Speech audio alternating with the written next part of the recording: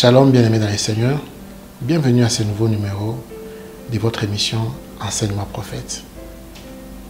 Nous vous invitons à cette rubrique des questions-réponses.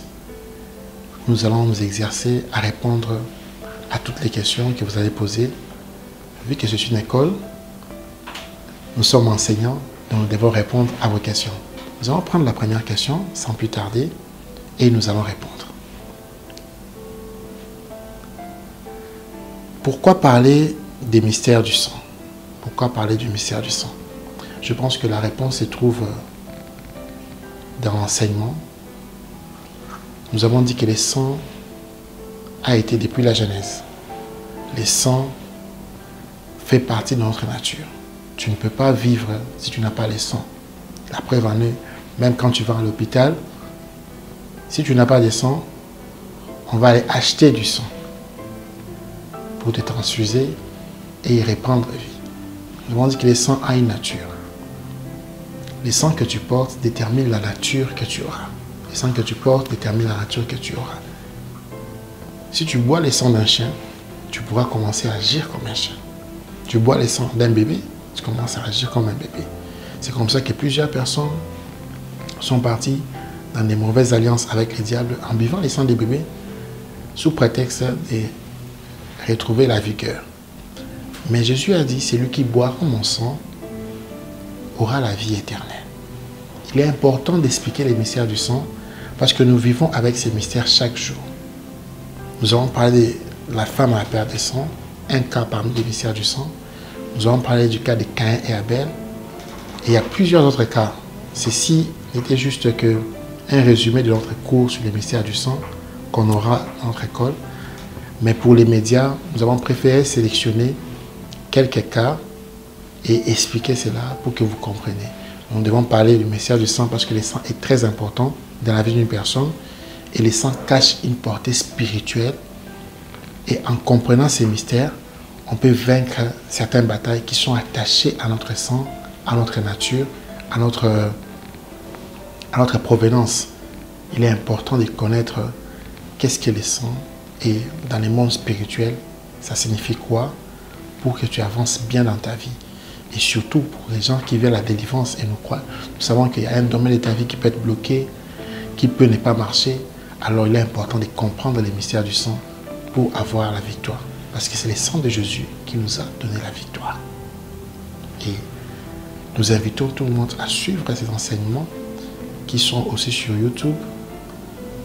Vous aussi contactez Parole TV pour ceux qui ne sont pas trop fans du net. Contactez Parole TV. Vous allez aussi recevoir des prédications. On va vous guider où prendre des prédications pour que vous soyez encore édifiés. Je vais passer à la deuxième question. Est-ce que les diables n'attaquent que les premiers-nés? Ça, c'est une bonne question. Est-ce que les diables n'attaquent que les premiers-nés? Nous avons parlé d'explorer les mystères du sang et nous avons pris un sous-thème, explorer les mystères des premiers-nés. Qu'est-ce qui s'est passé? Quand vous lisez Genèse 4, Caïn a tué son frère Abel. Caïn a tué son frère Abel et c'était une guerre de sacrifices. Caïn a offert un sacrifice de fruits. Et Abel a offert un sacrifice du sang. Et nous avons expliqué clairement que la chose qui touche le cœur de Dieu, ce n'est pas les fruits. Quand tu brûles les fruits, rien ne se passe. Mais c'est le sang. Quand tu brûles un agneau, l'agneau crie. Quelque chose se passe. Un sacrifice doit te faire mal. Et Abel ne s'est pas limité à ça. Il a pris les premiers de son troupeau et de leur graisse. Nous avons aussi expliqué cela dans notre enseignement sur les premiers-nés. Il a pris les premiers-nés pour dire que à Dieu, je donne les premiers. À Dieu, je ne donne pas le dernier.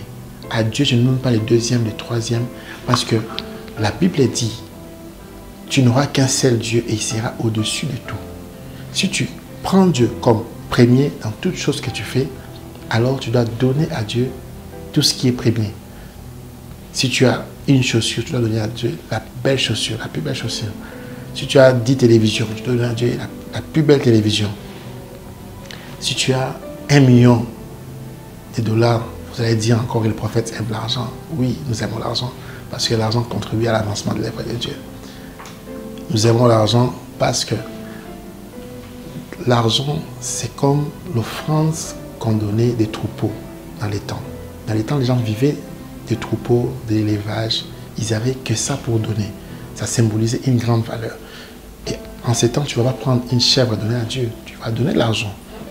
Et la Bible dit même, ceux qui sèment avec l'âme moissonnent avec les cris de joie. Et tu dois donner ton premier-né. Abel a donné les premiers-nés, mais qu'est-ce qui s'est passé? Dans cette colère-là, comme Caïn n'avait pas eu gain de cause, ou son offrande n'était pas agréée par Dieu, il a tué son frère Abel. Il a sacrifié son frère. Il y a eu 2 sacrifices là-bas.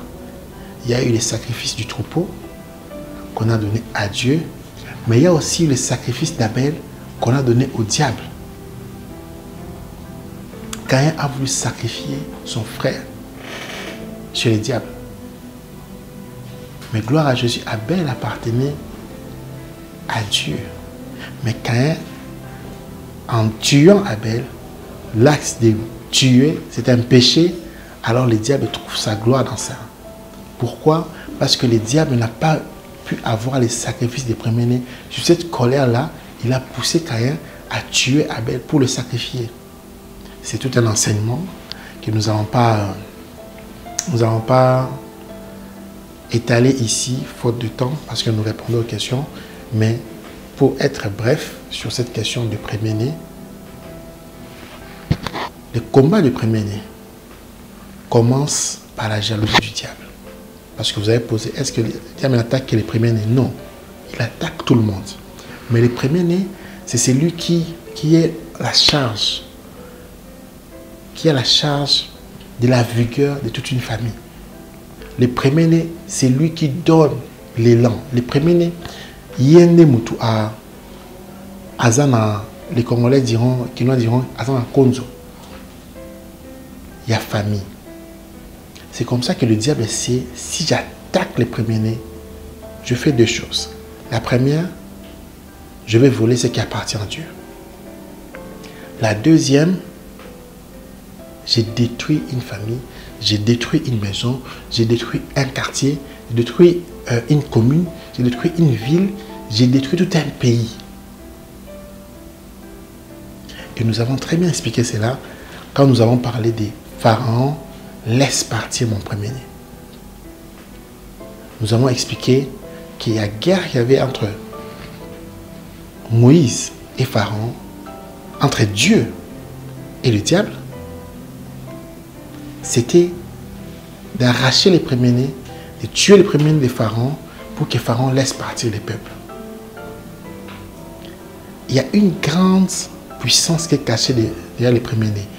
Et si les premiers-nés ne comprennent pas cela dans une famille, à Kobunga, il va commencer à agir différemment, il va manifester des mauvais comportements parce que le diable peut prendre en otage un premier-né pour enlever la paix.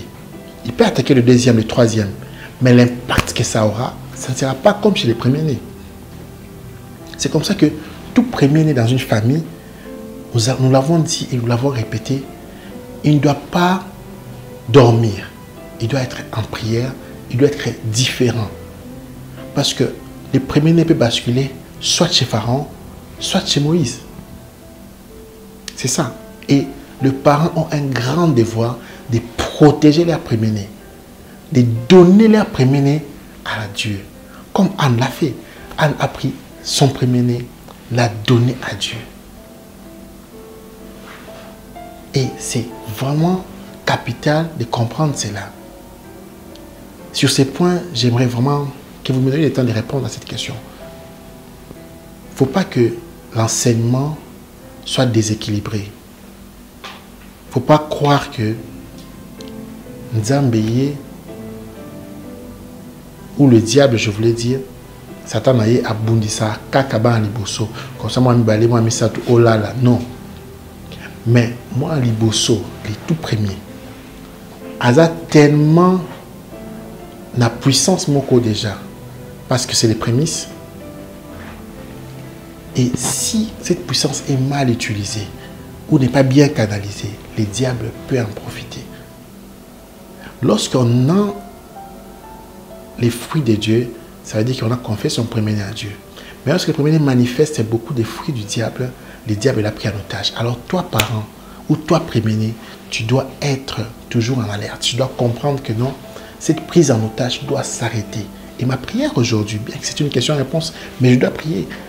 Ma prière aujourd'hui, que tout premier-né qui a été pris en otage soit libéré au nom de Jésus. Ce bakanga ki yo, bakangu et pas diable. Olinka ba boîte de nuit, olinka ka chetemba, olinka sambelate. Oso comprendre te. Ils ont pris en otage. Et on comprend te, les comportement non, les choses ne vont pas bien. Yo yaya osa erno sur naba, ça ne va pas. Ou bien yo moi si osa erno sur kindumba. Yo linka mbali abato. Ça ce sont des mauvais comportements que les diables donnent aux gens. Parce qu'il les a pris en otage. Quand tu vois ces choses arriver dans ta vie, toi premier-né ou toi parent, réveille-toi, prends l'enfant, remets-le à l'Éternel. C'est-à-dire que le diable a été tellement jaloux à yibiller jusqu'au zongi sa et panzambe. Ce qui est bien avec Dieu, il n'est jamais tard. Tu peux encore. Même si Paul qui a tué plusieurs personnes, mais il a écrit la majeure des livres du Nouveau Testament. Et toi qui as fait beaucoup de dégâts, est-ce que tu as tué quelqu'un? Même si tu as tué quelqu'un, toi premier-né, les diables te donnent une illusion de te capturer. Les premiers-nés sont combattus, plus combattus que les autres, parce qu'ils ont la puissance de la famille. C'est eux la base, c'est eux même la vigueur. Pharaon a laissé partir les Juifs parce qu'on a tué son premier-né. La puissance des pharaons ne pouvait plus se reposer sur un héritier. Le diable a perdu. On a tué le premier des pharaons. Et quand le diable vous prend en otage, il faut tuer cette prise en otage pour revenir vers Dieu. Et nous savons que si les premiers-nés ouvrent les yeux, les premiers-nés pourront tirer les autres. C'est comme ça qu'on a vraiment mis l'accent sur les premiers-nés pour que les premiers-nés comprennent sa position. On a voulu parler de ça, on a insisté sur ça parce que c'est bien de vous parler du sang, mais la réaction du sang chez les premiers-nés est différente chez les autres. Et Abel était tellement prophétique qu'il a offert à Dieu les premiers-nés parce qu'il n'a pas voulu que Dieu ait la deuxième place. Et je profite de l'occasion pour t'interdire de donner à Dieu la deuxième place, t'interdire de donner à Dieu la troisième place. La pétition peut s'en mais 5e place, 6e place. Dieu mérite la première place et ce n'est pas négociable. Si tu vis, c'est parce que Dieu est vivant. C'est parce que Dieu a voulu cela. Si tu me suis à la télévision, c'est parce que c'est Dieu qui a fait cela. Combien de gens ont passé 7 mois à l'hôpital, 10 mois à l'hôpital, Anne Mobimba, 300 jours à l'hôpital, 65 jours à la maison. Mais toi, tu es en bonne santé. C'est à cause de Dieu. C'est à cause de Dieu. Je vais prendre la troisième question. Je vais prendre la troisième question. La troisième question. Quel est vraiment le rôle de l'offrande dans la délivrance? Quel est vraiment le rôle de l'offrande dans la délivrance? Le rôle de l'offrande des animés dans la délivrance. Je sais que quand on parle de l'offrande, surtout dans mon pays, et les gens sont tourmentés, les gens sont agités, ou les gens sont... Ils zappent même la télévision. Et je sais que beaucoup de gens arrêtaient même de me suivre parce qu'ils me voient seulement parler d'argent, parler d'argent, parler d'argent. Mais je vais déjà vous dire d'entrée de jeu que nous sommes de cette race des gens qui diront la vérité. Quitte à mourir, nous dirons la vérité. Quitte à vous blesser, nous dirons la vérité. Il ne faut pas choisir dans la Bible les parties qui vous plaisent. Non. La Bible, il faut la prendre dans son entièreté. C'est la parole de Dieu. La Bible n'est pas une partie de la parole de Dieu. La Bible, elle est la parole de Dieu. Et dans cette même parole, on a dit que Abel a donné une offrande. La guerre entre Caïn et Abel, c'est la guerre de l'offrande. C'est la guerre de l'offrande. Imagine si l'offrande n'était pas si importante. Pourquoi Caïn tuerait son frère? Posons-nous un peu la question. Nous sommes dans Genèse. Les premiers enfants d'Adam et Ève. Ça commence là, nous sommes dans Genèse. La première histoire après Adam et Ève, c'est Caïn et Abel. Qu'est-ce qui se passe? Il tue son frère. Pourquoi? Parce que Dieu a agréé l'offrande d'Abel. Et là, je veux même dire que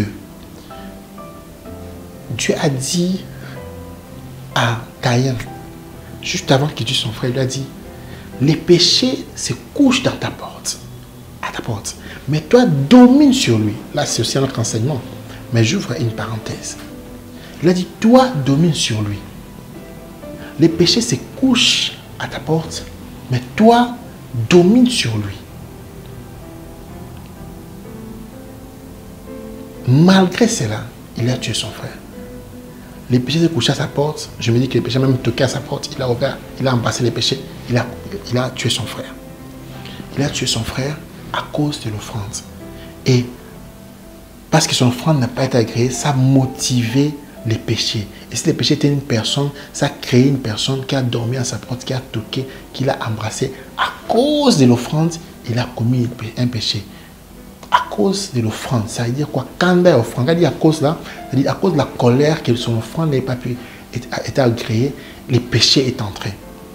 Alors, si tu ne veux pas que les péchés se couchent à ta porte, tu ne veux pas te retrouver comme Caïn, tu dois apprendre à donner une offrande agréable à Dieu. Pourquoi? Parce que l'offrande, Caïn savait que l'offrande ouvre les portes du ciel. Et sa colère que le ciel était resté fermé sur lui. Le ciel s'est ouvert sur son frère. Et quand on dit le ciel ouvert, ça veut dire une dimension où Dieu te donne tout. C'est ça. Quand tu donnes l'offrande, ça ouvre une dimension où les dieux tout-puissants se manifestent.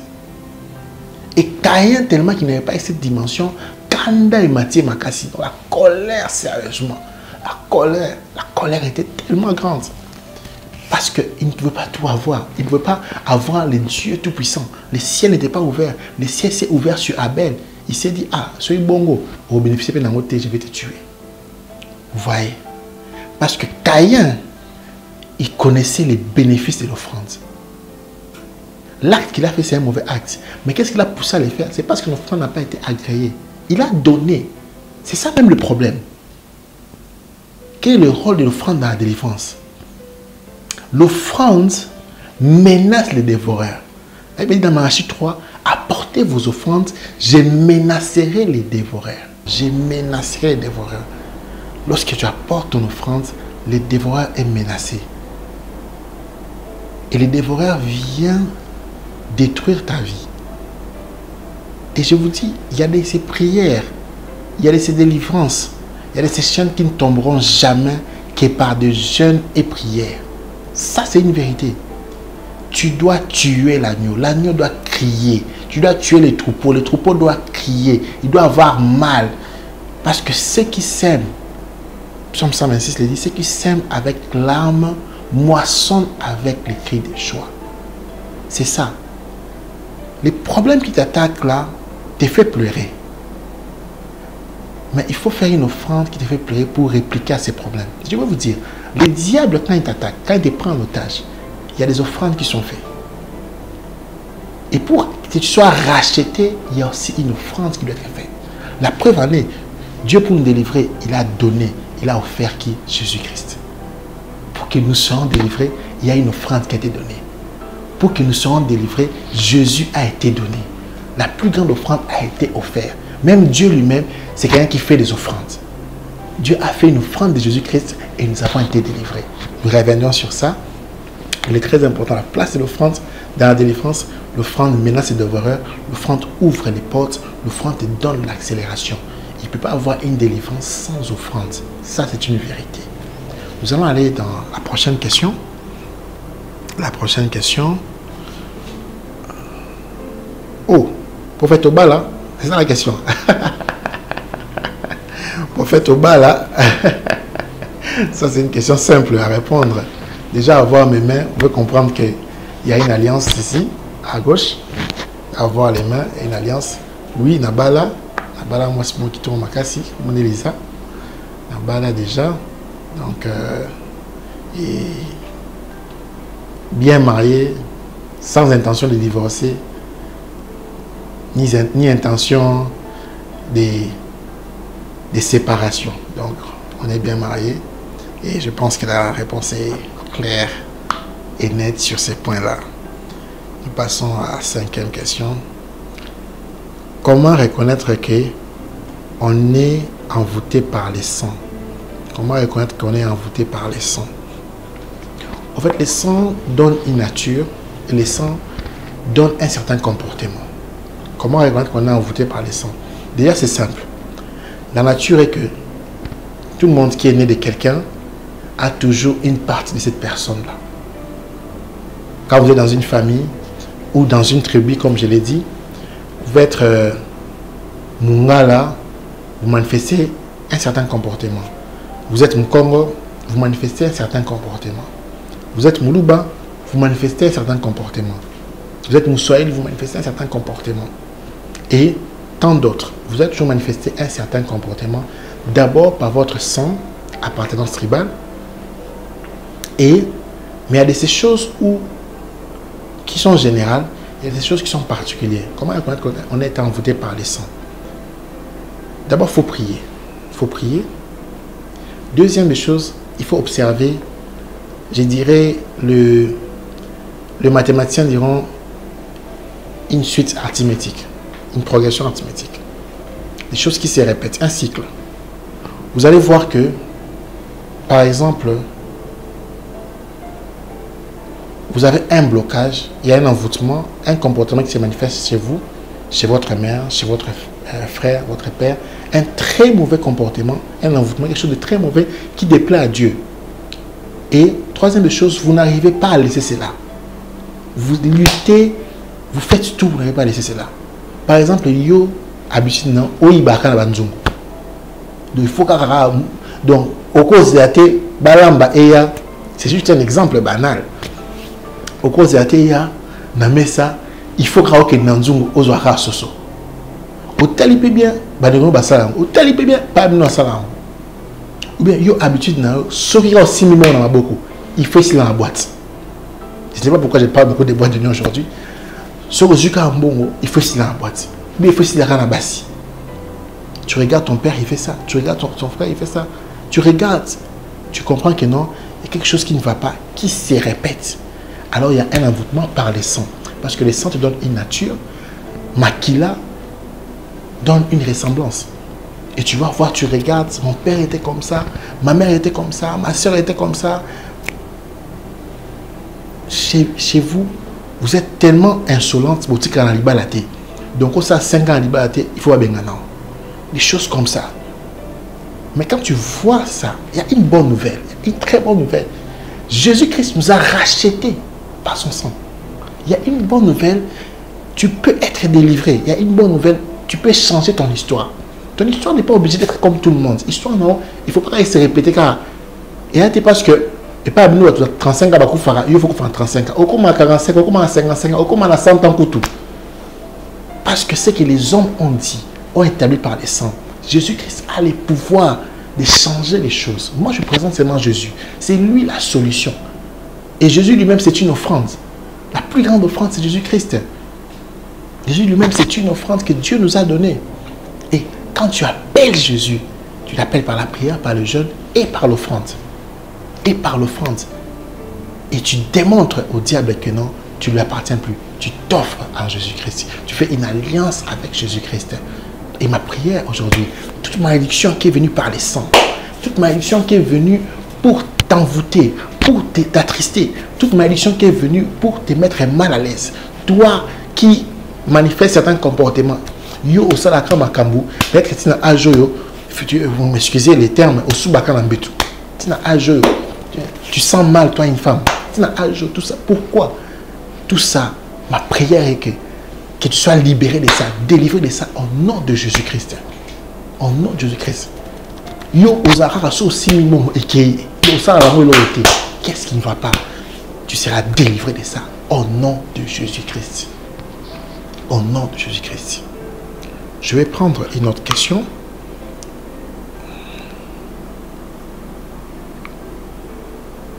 Comment être délivré si on a hérité d'une descendance de sorciers?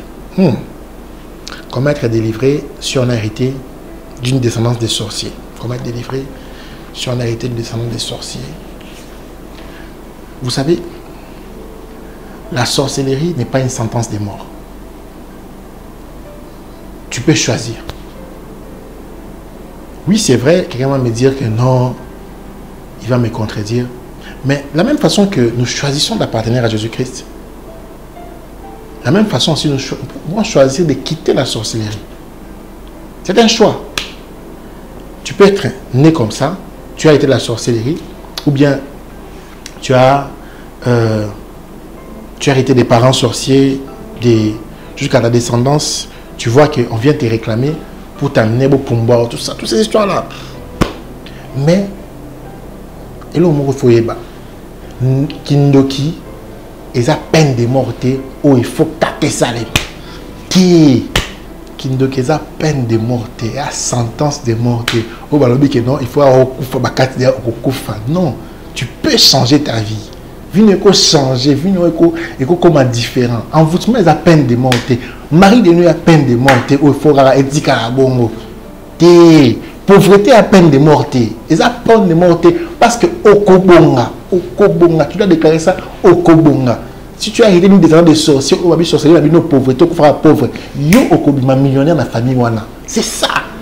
Parce que s'il y a les sangs de sorciers, il y a aussi les sangs de Jésus qui peut changer ton histoire. Et ton histoire peut changer. Ton histoire doit changer. Ton histoire va changer. Tu dois comprendre cela. Et tu dois réclamer cela. Tu dois déclarer cela. Je vais changer par les sangs de Jésus. Dis avec moi, je vais changer par les sangs de Jésus. Le sang de Jésus est plus fort que les sangs de tes ennemis. Est plus fort que la sorcellerie de ta famille, de ton quartier, de ton clan.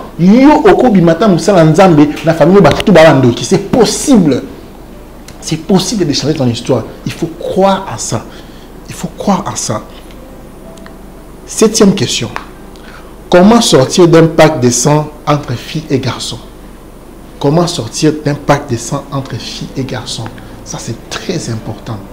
Vous savez, le diable, c'est un menteur. Le diable, c'est un menteur.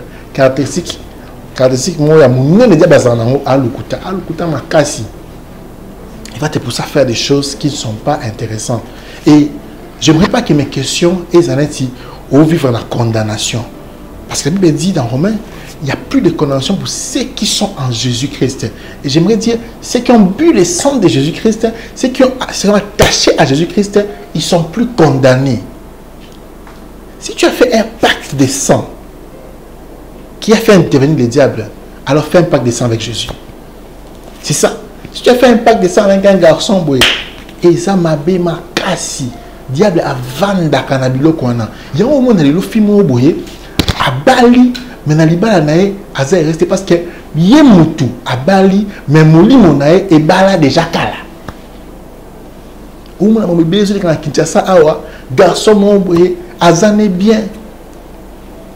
Mais depuis qu'à sa pacte de sang wana attaque ou toi sali ndenge nini ba fille a bien nyonso akwaka ko balati. Pour pacte de sang ça. Et j'aimerais dire tout le monde qui a fait les pactes de sang, j'ai pris que ces pactes soient brisés au nom de Jésus-Christ. Ma prière est que pacte, oh, élis-moi. Ma combo na Yesu. Je refuse ces pactes de sang. Je refuse ce monde qui a tourmenté. Benanga toko sambela, toko bengana mouli moana, a bima par cette chemin et ko témoigner que Nzamba moté malam. Et oui, pacte de sang. Sokosali, comment sortir de ça? Tu dois réclamer le sang de Jésus dans ta vie. Tu dois faire une offrande de rachat. Tu dois prier, tu dois avoir des orientations par rapport à ce que tu as fait. Mais tu dois avoir réclamé l'appartenance à Jésus-Christ. Parce que quand tu as fait ça, tu t'es dit tu appartiens à une personne. C'est qui est dangereux parce que Yomutu, tu ne peux pas appartenir à une personne, tu dois appartenir à Dieu. La Bible dit que non, toute chose a été créée par elle. Elle quoi? La parole de qui? De Dieu. C'est très important. Il y a pacte, il y a Songolo Pakala, il y a Mutombo, il y a Kasongo, il y a Mambouenité. Il faut osala. Naïli Kake, on changer l'histoire. Oui, tu as fait un pacte de sang. C'est vrai. Comment sortir de là? Réclame d'abord le sang de Jésus. Aujourd'hui, beaucoup de gens, quand on dit que non, réclamer le sang de Jésus est comme un problème, ou ils ont fétiche, non. Nzambe moko, Yesu moko, ameisa batunini makila nae. Il n'a pas dit ceci est comme mon sang. Il a dit ceci est mon sang. Jésus savait ce qu'il disait. Il a dit ceci est mon sang. Et celui qui boira cela aura la vie éternelle. Tu dois boire le sang de Jésus. Fais une sainte scène. Prie. Déclare. Va se servir de Dieu. On va prier pour toi. Tu seras délivré. Parce que tu peux sortir de ça. Et c'est très important cette question parce que nous tous, ça va pas de sang. Ils ont quand même balité. Ils en ont moisi. Ils en ont nani. Ils en ont n'importe qui. C'est démoniaque. C'est très démoniaque. C'est très mauvais de les faire. Parce que tu n'as droit qu'à faire un seul pacte de sang. C'est avec Jésus-Christ. Parce qu'il n'y a qu'une seule personne qui est morte pour toi. Ce n'est pas moi, ce n'est pas ta mère, ce n'est pas ton père, ce n'est pas ton copain, ce n'est pas ta copine, ce n'est pas ta petite amie. C'est Jésus-Christ. Et Zaka Kayesu, Tika Yesu, Tomo Manabo Moinayo, Tika Yesu, avant dans la bonne Moinayo, Tika Nyosu, Israël Yesu. Ton environnement doit être vraiment Nzambe. Et tu dois quitter. Les diables peuvent te dire que non, il est simbaté, il doit condamner. Non, il est trompeur. Tu dois quitter ces pactes de sang. Et réclamer Jésus, réclamer la vie de Jésus, réclamer le sang de Jésus, réclamer cela, c'est très important. Je vais lire la dernière question pour aujourd'hui. Pourquoi boire de l'eau ou que boire comme Maïnandaku pour la protection? Ah, c'est vrai que aujourd'hui, il y a beaucoup de féticheurs qui jettent de l'eau, qui font beaucoup de rituels qui ne sont pas bien, nous encourageons pas cela. Mais je vais dire une chose.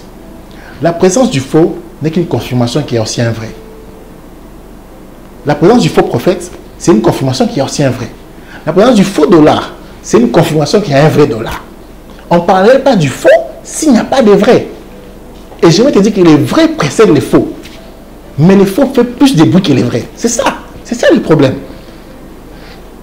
Élie a dit, Natikali Ngamoko, Nabatunyo Sona, Ngamoka Natikali.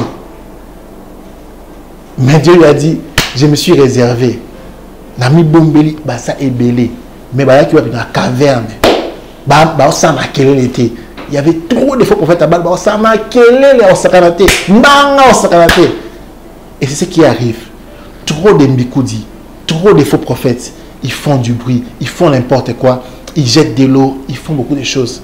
Mais j'aimerais dire une chose. Ce que nous faisons ici, c'est dans la parole de Dieu. Quand nous buvons de l'eau, nous ne buvons pas de l'eau, nous buvons le sang de Jésus. L'eau, c'est juste un symbole. Ils ont pris du vin, mais ils ont pris le sang de Jésus. Nous croyons par notre foi. Le christianisme est basé par la foi en Jésus-Christ. Ce n'est pas une religion, c'est la relation. Le christianisme n'est pas une religion, c'est une relation. La différence entre une religion et une relation au Konimokona Mutuana, au Konimokona Alliance Mutuana. Et c'est ça le christianisme. Nous croyons que derrière cette eau, il y a le sang de Jésus. Et nous croyons au pouvoir du sang de Jésus. Alors quand on dit que non, on prie sur de l'eau, ce n'est pas une doctrine. C'est une instruction qui peut venir du Saint-Esprit. Comme l'autre fois, on a prié sur l'eau à la télévision et les miracles sont produits. Il y avait une fois, j'ai prié pour l'eau. Ça fait 2 ans, 3 ans. C'était sur un live sur Internet. On a prié pour ça. Les femmes qui n'avaient plus de règles, qui ne voyaient plus les règles, quand ils ont bu de l'eau, ils commençaient à voir les règles. Les femmes qui avaient des règles douloureuses, et Cathy, parce qu'il y avait le sang de Jésus. Ce n'était pas l'eau, c'était le sang de Jésus.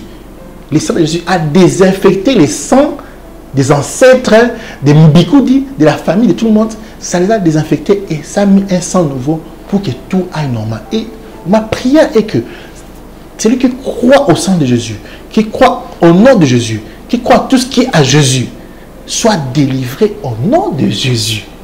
C'est ça ma prière. Nous avons la soif de Dieu. Quand nous mettons de l'eau comme ça, nous ne parlons pas d'une eau. Les gens peuvent critiquer, mais quelqu'un est venu voir Jésus. Il lui a dit, est-ce toi le Messie ou de attendre un autre? Il a dit ceci, les aveugles voient, les paralytiques marchent. Qui voulez-vous d'autre? Les démons sortent. C'est ça Jésus. Jésus, c'est les résultats. Quand les résultats sont là, l'ennemi s'est tait. Il ne faut pas suivre, il ne faut pas écouter les diables. Il y a des faux, nous reconnaissons cela, mais nous croyons que ce que nous faisons, c'est dans la parole de Dieu. Jésus a fait cela. Nous faisons les choses comme lui, c'est notre maître. Nous prions pour ça et tu es guéri. Alors, quelqu'un a dit, vous avez posé la question aussi que pourquoi et sa protection, tout ça. Quand nous avons parlé du cas des premiers-nés, explorer les mystères du sang, nous avons dit que avant la libération des Juifs, quand Dieu a frappé les premiers-nés des pharaons, il a dit, mettez le sang dans vos portes pour que l'ange de la mort, quand il passera, qu'il n'entre pas dans votre maison. Quand nous croyons que le sang de Jésus, qui parle des meilleures choses que le sang d'Abel, le sang de Jésus, qui est le sang de la victoire, car le sang a une voix, c'est aussi un enseignement, le sang a une voix, le sang parle.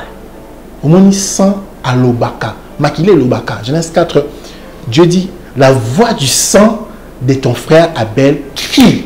Au moins, la voix du sang, donc maquillé est dans l'obaka. Maquillé l'obaka, maquillé est surtout l'obaka. Parce que, dit que non, le sang parle des meilleures choses, le sang de Jésus parle des meilleures choses que le sang d'Abel. Maquillé et l'obaka. Quand nous mettons le sang de Jésus, nous aspergeons le sang de Jésus, c'est pour que ce sang parle contre l'oppresseur. Lorsque l'ange de la mort veut venir, il veut te tuer, le sang parle. Le sang dit à l'ange, arrête-toi. Le sang parle. Le sang parle. Le sang parle. On arrête l'oppresseur par le sang. C'est que nous croyons que le sang de Jésus peut parler. Nous aspergeons cela, ce n'est pas une doctrine, mais nous le faisons souvent par instruction du Saint-Esprit.